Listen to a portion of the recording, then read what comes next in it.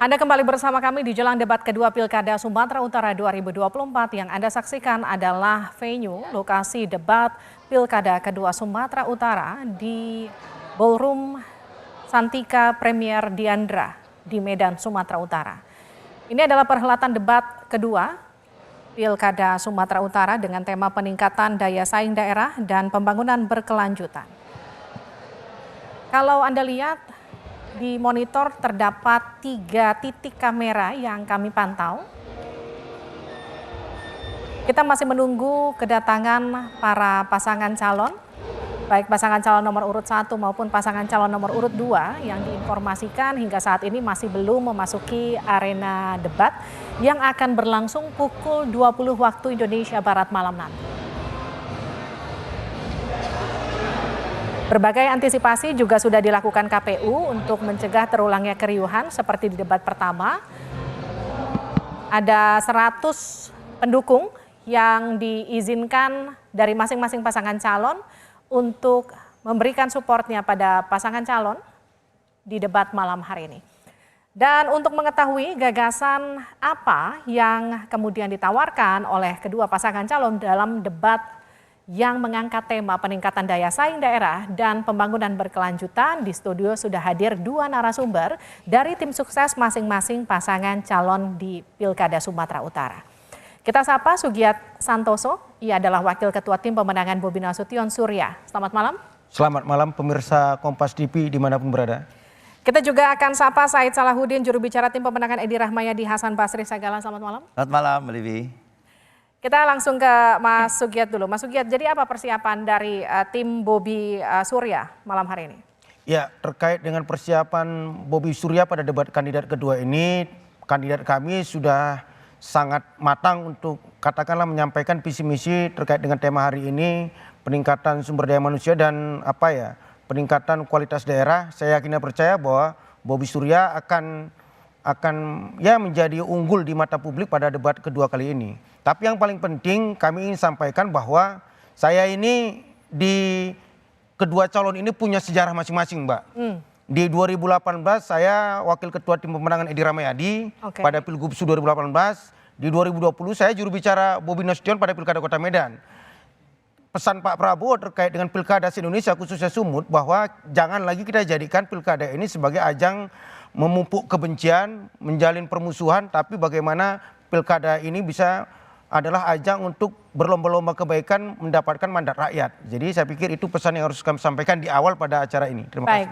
Saya ke Pak Said. Pak Said, kalau dari Edi sebagai incumbent, apa yang kemudian dipersiapkan di debat kedua? Ya kalau Pak Edi nggak perlu ada persiapan. Dia kan sudah memimpin 5 tahun, dia udah ngerti. Jadi nggak perlu persiapan khusus gitu seperti paslon nomor 1 yang mungkin baru belajar.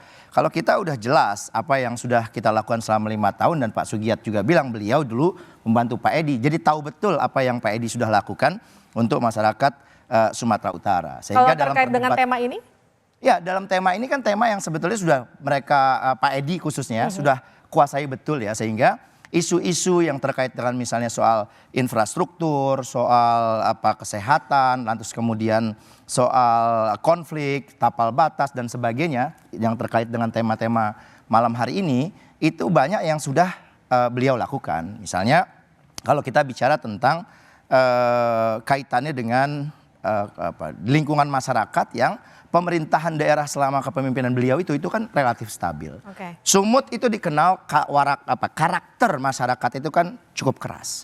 Tapi Pak Edi bisa mempersatukan itu. Jadi nggak ada tuh yang misalnya disebut menyebar kebencian. Oh nggak ada. Pak Edi itu mempersatukan, nggak pernah membuat orang menjadi saling benci satu sama lain. Pak Said, kalau yang sebelah ketika bicara debat mereka pasti akan bicara soal capaian-capaian. Apa yang kemudian nanti akan dijual Bobi Nasution dalam debat?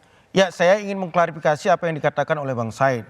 Ketika 2018 Pilgubsu itu kita mendukung Pak Edi, waktu itu ada harapan besar. Bagaimana Pak Edi waktu itu masih sebagai Pangkostrat bisa turun ke Sumut untuk membangun Sumut. Apa harapannya? Pada malam ini misalnya terkait dengan pembangunan infrastruktur. Bagaimana jalan-jalan di Sumatera Utara yang itu diejek oleh daerah lain, Kopak KP, banyak lubang dan lain sebagainya, itu bisa tuntaskan. Tapi ternyata 5 tahun Edi Rahmayadi memimpin itu gagal total. Ada 2,7 triliun anggaran APBD Sumut yang multi-years itu tidak menghasilkan apapun. Tetap sampai hari ini kalau Bang Said turun ke Sumut, itu masih kopak-kapik jalan. Saya sudah turun ke Sumut, Pak Sugiat. Jadi kalau mau dilihat Mbak Livi, itu jalan di Sumut itu salah satu yang terpanjang di Indonesia. Sekitar 3.000 kilometer lebih. Oke. Anggaran yang tersedia untuk perbaikan infrastruktur tidak sebanding dengan ruas jalan yang harus Jadi diperbaiki. izin Mbak saya tambahin, kenapa gagal total? Dari 2,7 ruas jalan yang seharusnya dibenahi oleh Edi Rahmayadi sampai sekarang kopak-kapik dan menimbulkan masalah. Apa bukti menimbulkan masalah? Kadis PU yang selalu dibangga-banggakan oleh Edi Rahmayadi ketika 2,7 triliun itu dilaksanakan, itu masuk penjara, Mbak. Masuk penjara, padahal pada saat 2,7 triliun pembangunan infrastruktur, Edi Rahmayadi memuji Bambang Pardede. Justru ketika ada dari SKPD yang nggak becus kerjanya, diberi ruang oleh Pak Edi jika memang ada masalah hukum, silakan diproses, itu menunjukkan pemimpin yang benar. Tapi kalau Kota Medan kita tahu sendiri, mulai dari lampu pocong yang nggak jelas, mulai dari banjir yang nggak pernah terselesaikan, selevel Kota Medan aja nggak bisa dia selesaikan. Bagaimana dia mau memimpin Sumatera Utara? Gimana itu? Nah, jadi gini, ini perbedaan leadership antara Edi Rahmayadi dengan Bobi Nasution. Bobi Nasution ketika ada proyek yang gagal, katakan lampu pocong, ini hanya terjadi di Kota Medan. Bagaimana seorang wali kota itu mengakui, minta maaf dan bertanggung jawab mengembalikan uang yang itu digunakan untuk proyek lampu pocong. Saya pikir tidak ada satu kepala daerah pun di Indonesia ini yang punya leadership seperti itu.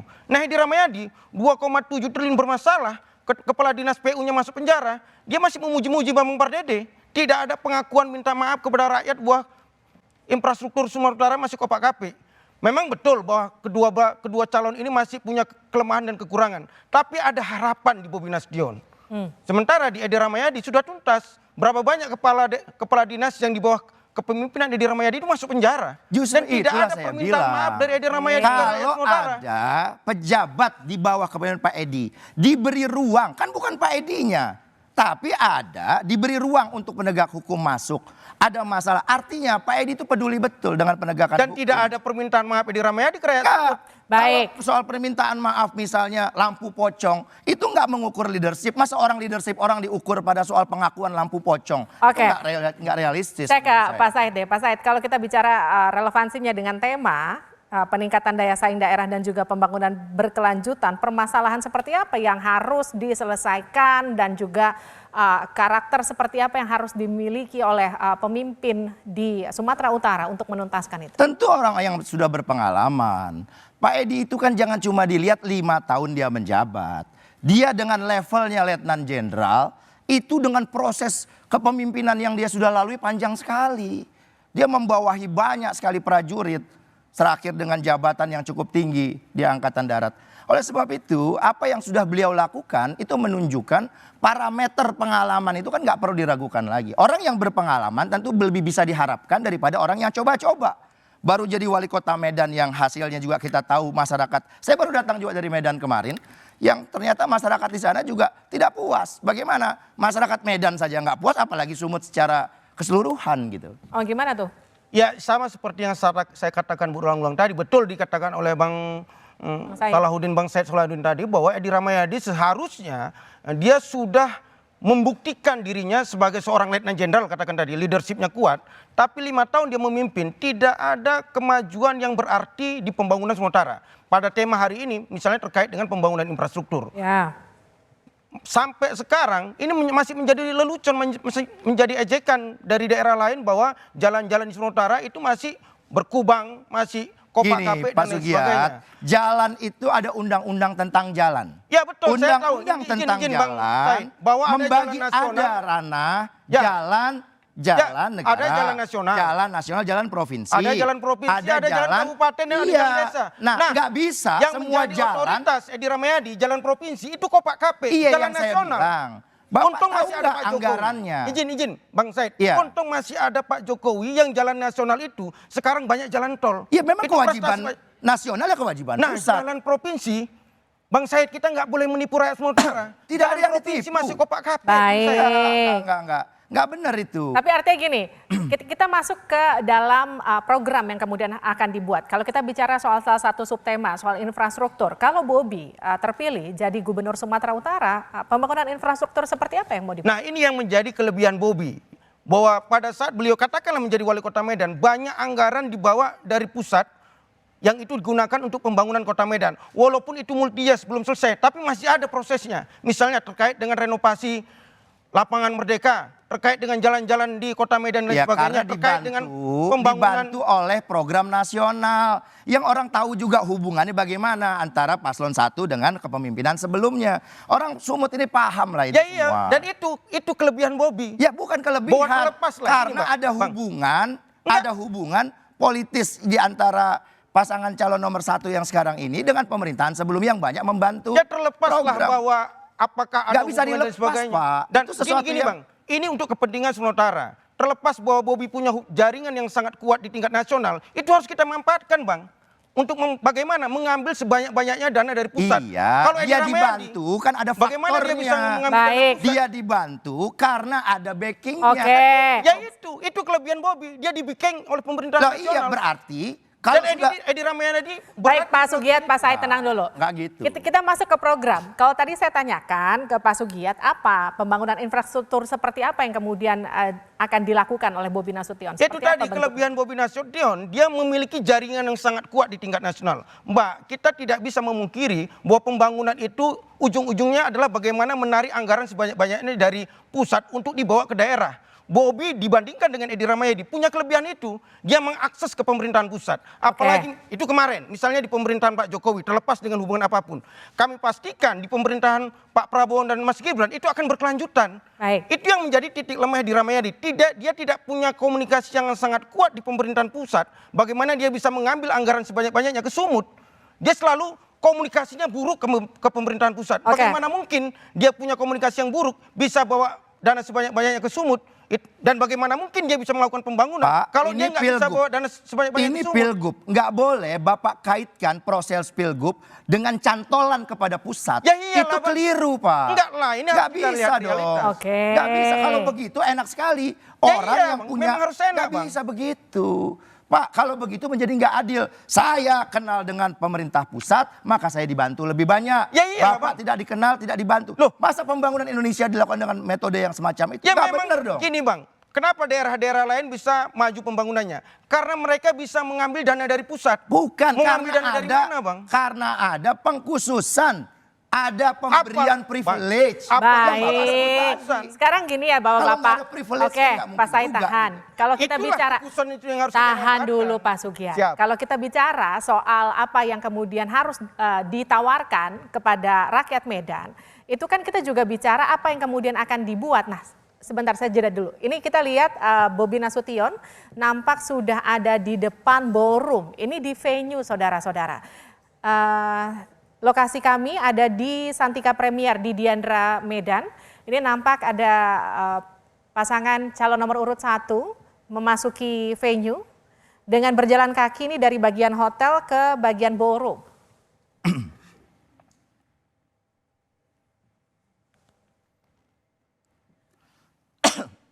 Baik, ini adalah pasangan nomor urut 1, Bobi Nasution dan juga Surya yang sedang berjalan kaki menuju lokasi venue sambil menyalami para pendukungnya.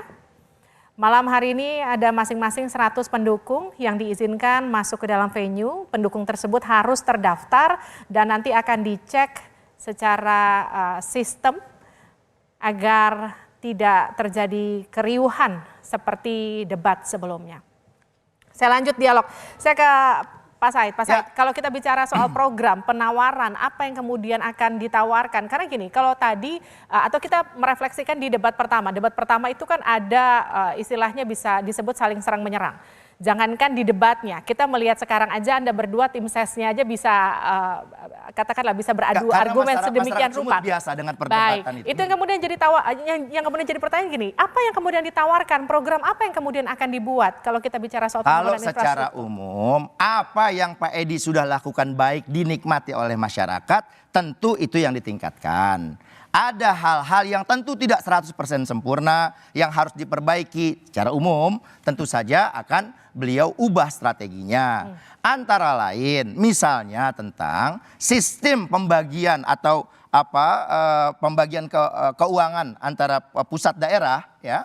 Itu kan sampai dengan hari ini sebetulnya banyak dikeluhkan oleh banyak kepala daerah, termasuk oleh Pak Edi, yang itu beban daerahnya menjadi berat sekali, sedangkan ketersediaan anggarannya itu masih terbatas. Itu tentu saja akan dilakukan juga, misalnya termasuk ada proses-proses pengujian di Mahkamah Konstitusi terhadap aturan undang-undang yang memberatkan kepala daerah. Ini bukan cuma pengakuan Pak Edi, boleh dicek itu yang namanya di googling saja. Banyak kepala daerah mengeluhkan hal itu. Oleh sebab itu perimbangan keuangan pusat daerah itu ke depan memang harus diperbaiki. Ini terkait dengan dana alokasi anggaran.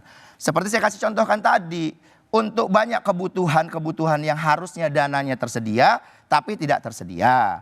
Lalu kemudian kalau saya sebetulnya gini, saya ingin bicara tentang program Paslon 2 gitu. Cuman karena tadi Pak Sugiat sudah masuk pada apa yang tidak diajak, tidak becus oleh Pak Edi. Sekarang coba lihat bagaimana kondisi pencemaran udara di Sumatera, di Kota Medan.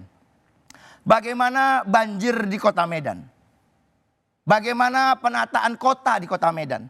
Kita semua tahu itu, rakyat ngerti kok. Orang-orang bukan orang Medan dari manapun kabupaten kota di Sumut, kalau dia ke Medan dia bisa bandingkan. Lah sekarang kalau level wali kota aja tidak memberikan satu kepuasan kepada masyarakat, bagaimana rakyat gambling ya, bertaruh, berjudi dipimpin oleh orang yang kita meragukan bisa memimpin level yang lebih besar gitu loh. Oke, Pak Sugiat.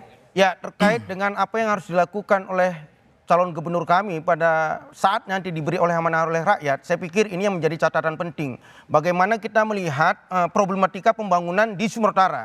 Tadi dijelaskan dari awal bahwa 5 tahun yang lalu kita punya hope, punya harapan seorang Edi Rahmayadi bisa menuntaskan infrastruktur jalan misalnya. Ternyata 5 tahun tidak ada perubahan apapun, bahkan malah mungkin ternyata ada kepala dinas PU-nya yang masuk penjara, terus masih banyak lagi 2,7 triliun itu yang bermasalah di persoalan hukum. Itu yang pertama.